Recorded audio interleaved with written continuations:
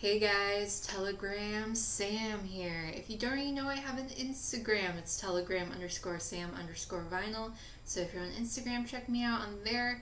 But today's video is just a recent vinyl pickups where I show you guys the records and music I've listened to these last 2 weeks. So let's get into it. First off, we'll start with 7 inches. And all of these records I got at Lil X Records. I went there for my birthday. It was like a treat to myself, and there were so many goodies there. This being one of them. The owner was actually there, and he was like, "I've been debating on getting this for so long, but I can't justify spending the money on it." But he's like, "I'm glad you're getting it. It has one of the greatest B-sides on it ever." But this is a Japanese press of the single "Oh Yeah" / or "Backed with South Downs" by Roxy Music. I've been going through a bit of a Roxy Music phase lately. I don't know why it's taking me this long to get into their stuff, but I've been really loving their music lately.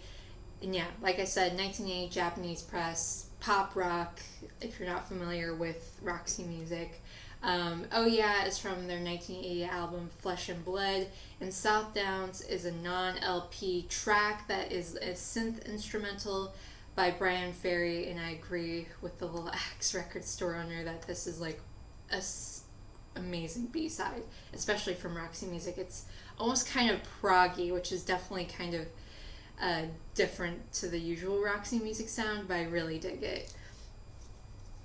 And next up we have 4th of July, backed with Positively 4th Street by X. This is original 1987 US press, alt-rock, post-punk, folk. 4th of July is from their album See How We Are, and Positively 4th Street is a cover of a Bob Dylan song. I love X. Again, kind of one of those bands I recently have really gotten into this last year or so on this great electro label. And I'm actually going to go see John Doe early mid next month. His folk trio is coming to Portland, and I don't really listen to his solo stuff, but I'm just I just want to see someone from X. And I forgot to show the Roxy Music LP, but this one just came on Polydor. And next up, this is kind of just a blind buy. This is a snuff rock EP by Alberto y los Trios Paranoias. This is original 1977 UK press. This is punk rock. This is sort of like an English comedy rock band, I guess.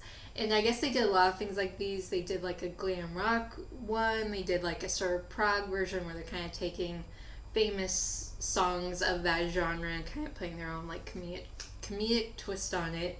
And this was their comedic take on the whole punk rock London movement. They do a lot of songs kind of poking fun at The Damned, Sex Pistols, The Clash. Came on this awesome stiff label with a punch out. I don't know, it just looked interesting. I actually kind of dig it. I didn't even realize it was a comedy record until I was doing research for this video, because you can't really tell, because the musicianship and the lyricism is very much on par with what typical punk rock music sounds like. So I really dig this, and you can find these for super cheap, $2 or $3, and each side has 2 songs on it. Yes. Next up we have Makes No Sense at All, backed with Love Is All Around by Husker Du. This is original 1985 US press, one of the most great all-time important all-rock bands ever. And Makes No Sense at All is from their album Flip Your Wig, and Love Is All Around is a cover of a Sonny Curtis song. Again, Husker Du is just one of those bands that's kind of just always flown by me. I've never really gotten into their stuff until pretty recently, and I saw this there for pretty cheap. It comes on the classic SST label, so I decided to pick it up. Next up for the long plays, we have Make It Stop by Zero Boys. This is an original 1991 German press. I guess this album from them was only released in Germany. All the things on Discogs just said German press, unless they had the records made in Germany and then had them shipped to the US and distributed them. Don't know how it worked, but great punk rock band from Indiana. This was their second studio album, and they recorded this all in one day in their home state of Indiana. I just love the Zero Boys. They're still releasing stuff fairly recently. I think they just released a 45 a couple years ago that I have. But I love them. Great mix of punk, rock, and started their later stuff got into like emo. But I really dig them. And this one just came on a Bits Core Zero Boys label. Next up, an album I have been looking for years, and I've been holding out until I found a really nice OG copy, because they're not that rare and they're not that expensive, but they're just like super hard to find in really good condition, and I found one that was like perfect. This is Grievous Angel by Graham Parsons. This is an original 1974 US press, great country rock, folk. This was his second and final studio album. This was released a couple months after his death, and just one of the greatest country rock albums ever. I mean, Graham Parsons was so influential. He famously worked on Sweethearts of the Rodeo with the Byrds, and then was in the Flying Burrito Brothers, and then did his own solo thing. And was also hanging around with Keith Richards before they started doing the Exile on Main Street album for the Rolling Stones, which is up there as one of the greatest Rolling Stones albums ever. But yeah, I've been looking for this album for forever. I always see reissues of it, but I'm like, no, I'm gonna hold out until I can find a really nice OG one. And I did, and it was actually still in the shrink, but I'm one of those people that will take the shrink off. I don't know, I don't like it. I personally, is not my thing, so I always rip it off. But it's just in beautiful, immaculate condition, and the record is beautiful too. It looks like it's only been played once or twice. But yeah, I love this album. I love his sound. He has Emmylou Harris on here doing duets with them. Their version of Love Hurts, Chef's Kiss, beautiful. And I also love the song Las Vegas. Ooh, Las Vegas. Has such a great sort of a honky-tonk thing to it. Brass Buttons is a good one too. Just, if for some reason you don't know Graham Parsons or of this album, stream him, YouTube him, get this record, CD, tape, whatever you prefer listening to music on, just listen to it. It's so good, especially if you love country rock, folk, that'll be your thing. And this one just came on Classic Reprise label. And next up we have Computer World by Kraftwerk. This is the original 1981 US press. Great electronic synth pop. This was their 8th studio album, and this is sort of a concept album they did, celebrating but also warning people about the evolution of computer technology. And Kraftwerk are just so influential, not just on electronic synth pop music, but also on hip hop and pop music. I mean, pretty much all of their records are like hip hop sampling gold. Their beats are just, if you just look at the list of songs that uses samples just from this album alone, like the sample list on Wikipedia is like 20 plus people long. And if you were to put like all their albums together, I bet hundreds of people have sampled their work. And this is just one of those albums, again, I think every person should have. I mean, any Kraftwerk album is amazing, but this one is kind of my go-to for Kraftwerk. And this one just came on a custom Warner Brothers label. Next up, we have Germicide by the Germs.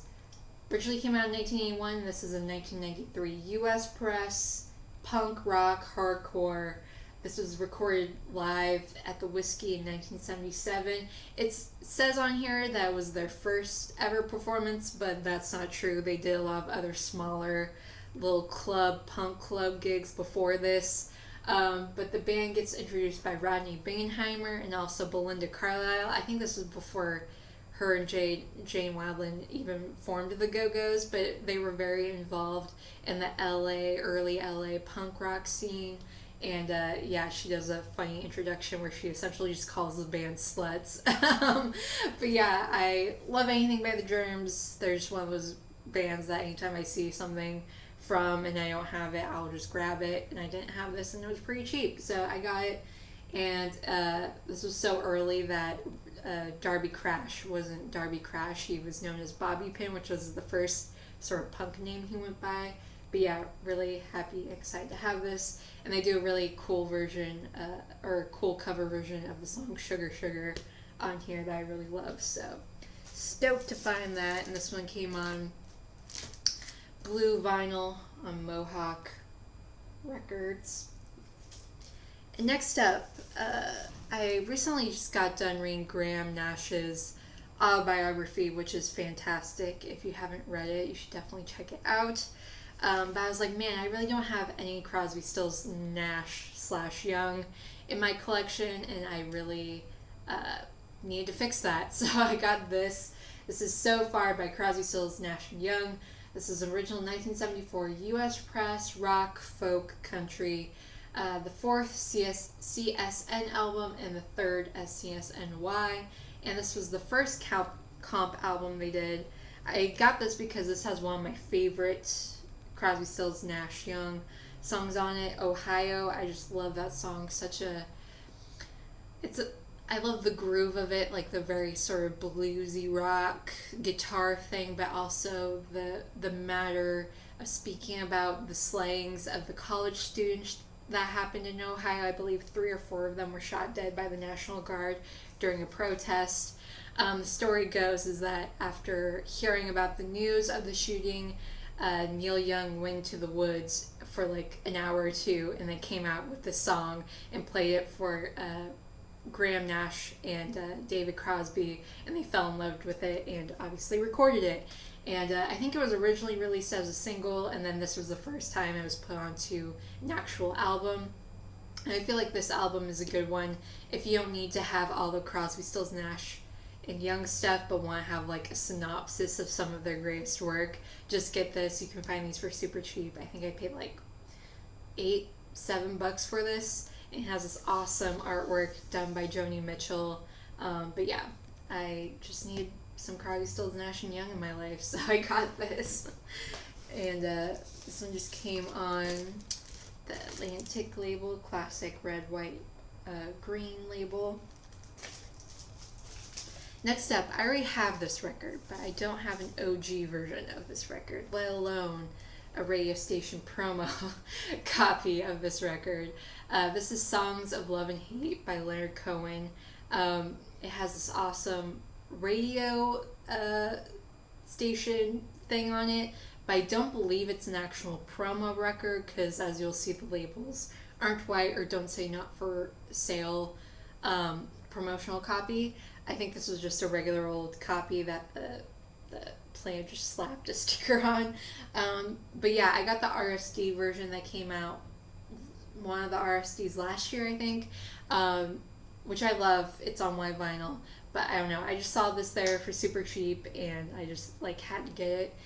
It is missing the booklet. There's a lyric booklet that came with this, but it still sounds amazing. The record's in really great condition, and I don't know. It's just a cool, nifty thing to have. And this is probably one of my favorite Leonard Cohen albums. This has Joan of Arc on it, which I think is one of the most beautifully written songs ever. It's essentially like Joan of Arc having a conversation with the fire that's about to kill her, and just like dying for what you believe in and the sacrifices you make. It's just so beautiful. And also another one, Famous Blue Raincoat. I also really love that song. Just Leonard Cohen is one of those people that is just, he's one of the only writers that's ever made me cry by something he's written, just because it was so beautiful. I actually have more of his books than I do his records, just because I just love sitting down and reading his work. Even though I do love the stuff he did as a singer, I think it's all kind of just backgrounds to the amazing words he wrote. So, I don't know. I just love Leonard Cohen, one of my all-time favorite writers / poets, and I just like had to get this. And this one just came on the red Columbia. Like, see, it doesn't have like, it's not white, and it doesn't have like the promotional thing on it, so I think it's just a regular copy. They just slapped a radio sticker on, so that's my theory. Next up, we have The Real Folk Blues by Muddy Waters. This is an original 1966 U.S. monopress, Great Chicago Delta Style Blues. This was a comp album and the first release that Chess did of like the real folk blues series they did in the late 60s. I think I saw like a Howlin' Wolf one. I think there was also I'm forgetting who the other one was. Chuck Berry, even maybe. But yeah, this was one of the many series that Chess Records did in the late 60s, trying to keep the label alive and its older artists alive that were primarily kind of doing their thing and at popularity in the late 50s. They did this, they did the London sessions, and they also did the Electric series. Electric Mud, I also have that, love that one. But yeah, I mean, anything Muddy Waters, I get. He's one of my favorite bluesmen, and yeah, this one is in beautiful condition. Great glossy cover. And this one just came on the blue faded Chess label. And last but not least, this is a record I actually got at a concert I went to.